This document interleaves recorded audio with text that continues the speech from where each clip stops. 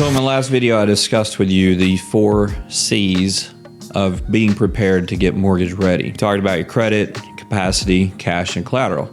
So once you have all those established, then what is next? That's the big question, especially as a first-time home buyer. It's where do we go? What happens? Where do we even begin to start? So I want to cover that with you today. The first thing we're going to talk about is, now that you're ready with the 4 C's, the biggest thing you need to do is put a budget together. This is overlooked so many times. Clients do not even know what they're looking for. They don't know what their budget is. So let's talk through a budget. Let's talk through a few of the key items that you need to make sure that you understand within your budget. First thing is, a lot of times it's crazy. People don't even know how much money they make. All they know is a direct deposit comes in and they hope by the end of the month it comes in again to cover because they're running out of money. Your qualification is based on your gross income. So as an example, if someone makes $5,000 a month, that's what we're using for their qualifying income. However, after deductions such as taxes, insurance, 401ks, retirements, whatever it may be, they may only be bringing home $4,000 a month. So that's why it's so important to go ahead and jot down what your budget is. There are the basics that you're going to have to cover: your utilities, your electric, your water, all of those that you're going to have to cover. And then at the end of the day, you need to make sure you are comfortable with what your mortgage payment is going to be. As at the end of the day, you want to know your flexibility of going out, maybe taking a vacation, saving up for that, or other expenses that you're going to occur. So the first thing that I recommend that you do is write your budget down. Put it on a piece of paper, jot it out. So what happens when you have your budget together and now you have your number that you want to purchase a home for? What's the next step? The next step is talking to a lender. And when I say talk to a lender, I don't mean go online, fill out the information, they whip you out some type of an approval. You don't even understand the process. It's very important that you communicate with the lender, because a lender should not just be someone doing a loan transaction. It should be someone you trust that can advise you on the process. As a first-time home buyer, there's many options that are out there. You might be looking for 100% financing, or you may have been diligent saving your money and you're ready to put 20% down. You may have had some credit challenges and you need something like an FHA loan. So it's very important you establish a relationship of trust with your lender so they can walk through all of the things with you.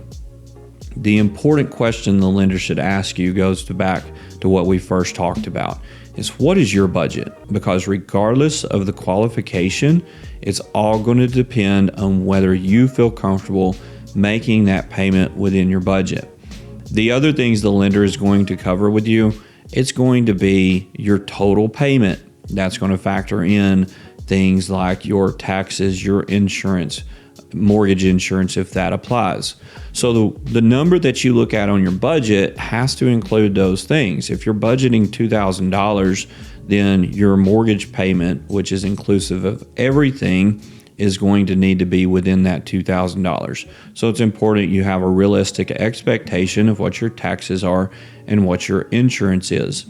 And then from there, the lender can guide you in the direction of making sure you're looking at the properties so you don't go into a home with one set of expectations only to be disappointed when you send that property back to your lender. Unfortunately, we live in a world where you can watch a TV show and someone making $10 an hour is looking at $1 million home. It does not make any sense. That's why it's called entertainment. That's why they do that. So once you have everything buttoned up from your lender and you have a pre-approval letter, meaning you have submitted documentation to them, you've submitted bank statements to them, you've submitted your pay stubs to them for them to review and confirm you're good to go, and they've reviewed your credit, the next step is to start shopping. Now, let's be honest, you've already started that. If I looked at your browser history, more than likely it's full of Zillow.com or Realtor.com, and it's constantly been looking at houses. That's just the way it goes whenever you're purchasing a home. But the next step is to get paired with a trusted real estate agent. A lot of times people take the shortcuts. They go to looking at the homes and maybe they just reach out and they grab the first person that they see, and they don't really have a knowledge of their experience.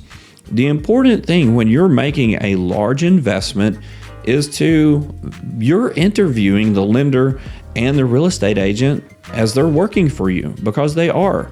Their job is to help you get into a home. So it's very important as you go through the process, do a good interview with them. Make sure that they are a professional in the industry. Make sure they know what they're talking about. And so from that aspect, when you're pairing with the right team, you know everyone's working for you. This is the largest investment most people are ever going to make. So it's important to have the right people in your corner. The other part of that is as they are searching for you a home, you're eventually going to have insurance in place. So once again, another trusted professional to have in your corner, so you know the ballpark figures of what your insurance premium is going to be. So when you're going through the process, sometimes the process goes very quickly and sometimes it doesn't. Sometimes it's a little bit slower. So it could take a few months in order for you to find the right home. But it's all a process. That's something anybody looking to purchase a home needs to understand. It's all a process. In the current market that we're in, I'm hearing stories of clients who have listed their home, looking to purchase another home, and the departing home is taking a while to go into contract. However, I'm also hearing about multiple offer situations or about homes that have went off the market within 1 or 2 days. They went under contract.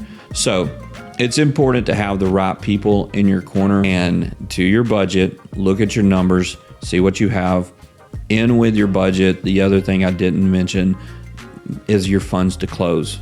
How much do you want to put into the transaction? How much do you want to keep?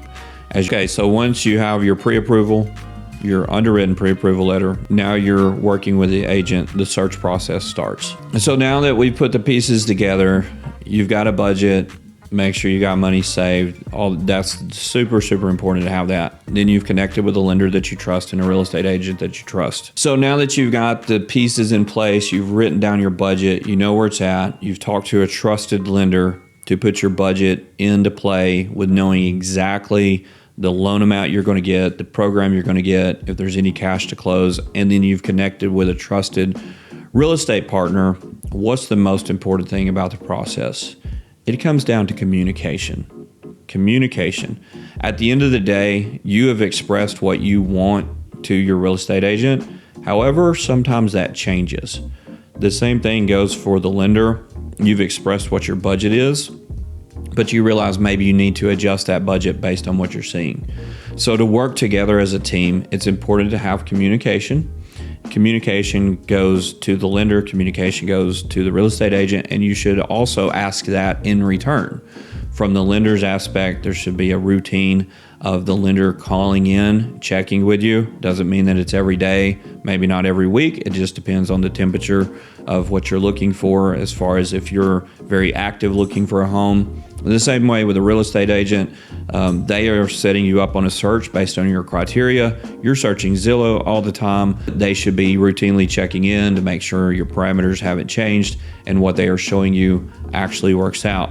The other important thing is just scheduling things, knowing when you're going to go look at things. Like, don't call your realtor the morning of and ask them to show you a house at 10 o'clock. It's likely they've got a schedule that they're trying to keep. Same thing on the lending aspect. Is it really helps if we know, when you know you're going to look at a home, go ahead and let your lender know so they can freshen up. Market changes day in and day out. The rates change, hopefully to the better, but sometimes they change to the worse. So if there's going to be a payment shock, it needs to be discussed at the time you're going to look at the home, not when you go into contract, only to realize that market shifted quite a bit.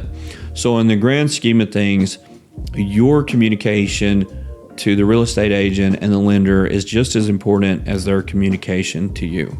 If you've liked this video, if you could do me a favor, just hit the like button and also subscribe to the channel for more information coming out. Also, if you want a free budget template, go in the description. There's a link in the description. Make sure you click on that. Make sure you're ready to purchase a home.